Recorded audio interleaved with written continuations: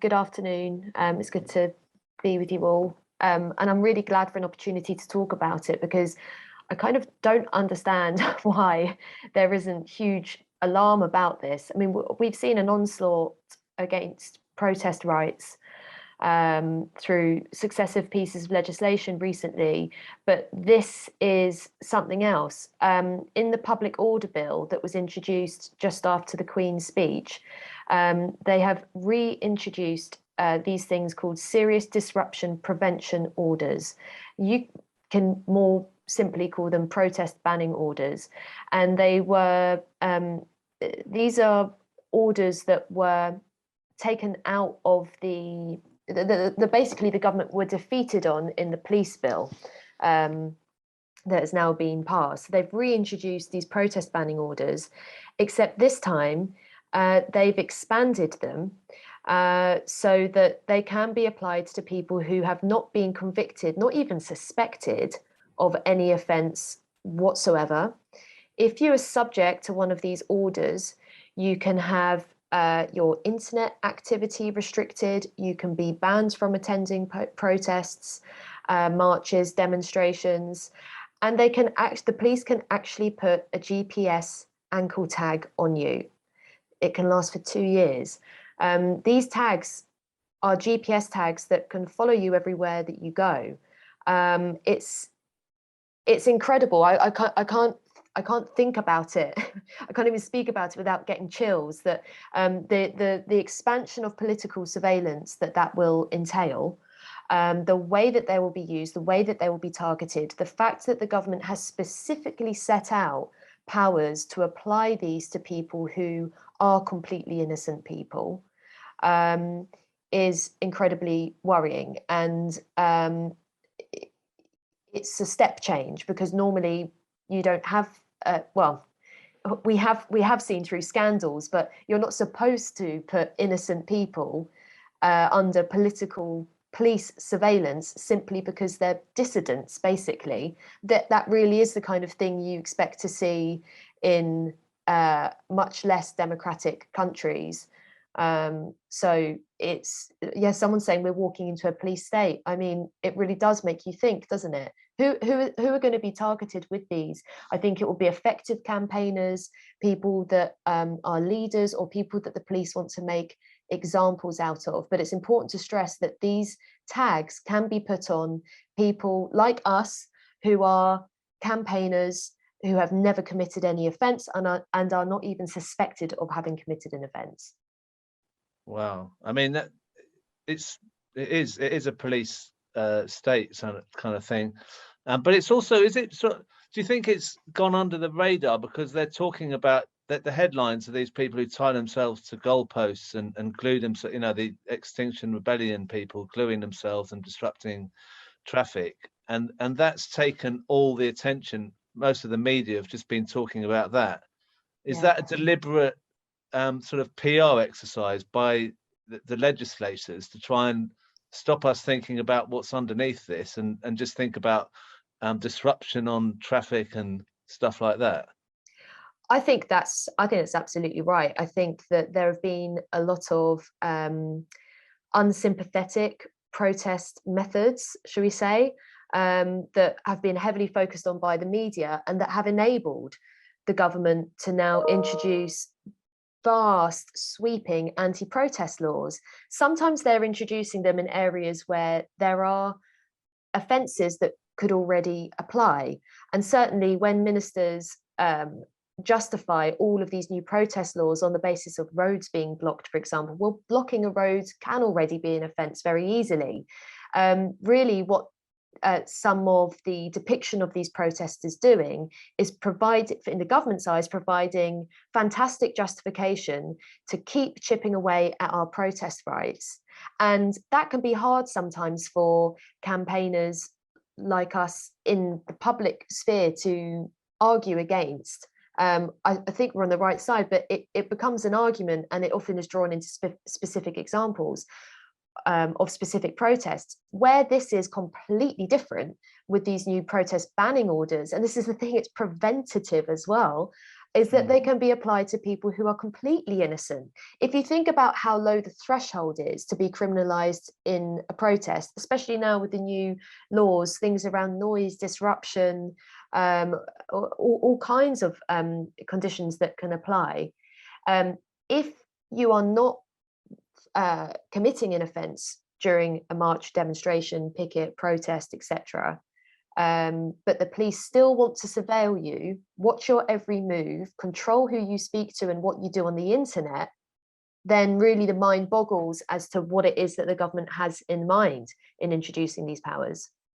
Do you think this is tied in with the threat that obviously the cost of the cost of living or the cost of heating and eating situation? I mean, are they ready for something coming up? Is this what they're waiting for, that we're all going to go out and protest? So they're preparing for that, do you think, in some way? Do they know that there's going to be a lot of protests ahead? Is that part of what's happening?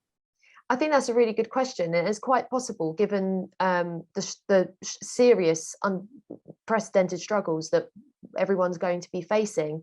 And I think it's also on the back of, sometimes you can have, I think it's the anniversary of George Floyd's murder today.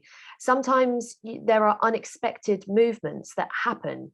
And Black Lives Matter was one of them. And of course, those protests were taking place during the pandemic, when I saw it with my own eyes, people just for standing there were being fined because that was deemed to be an offence. You had the Sarah Everard vigil, that was unexpected.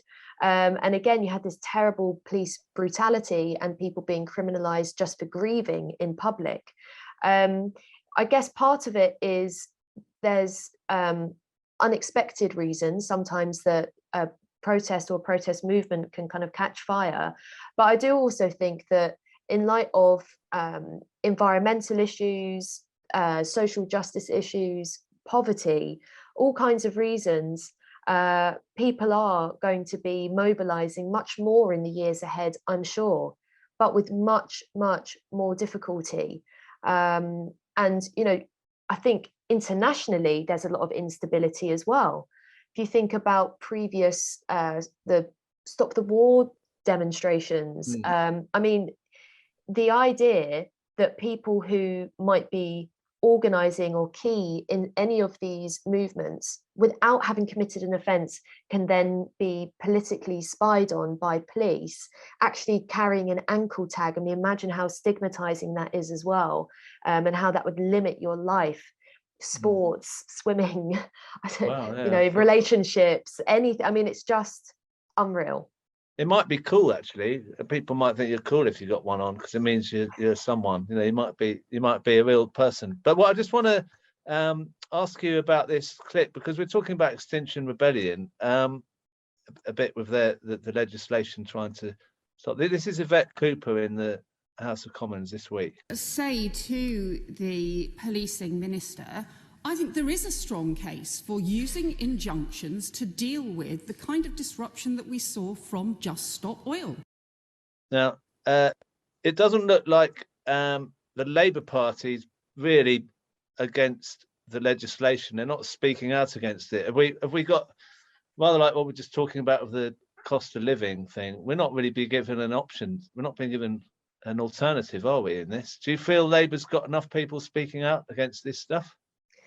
There were some really good speeches from the Labour backbenchers, Rebecca Long-Bailey, Bell Rabira-Addy, and of course Caroline Lucas as well is really active on this. So there were some good speeches. I worry that the front bench may be complacent about these issues, and that there is an attempt to kind of outlaw and order the government on protest, when really you can speak to people all across the political spectrum, and we speak to people all across the political spectrum, and you will even hear from conservative backbenchers them wondering out loud and saying, is that right?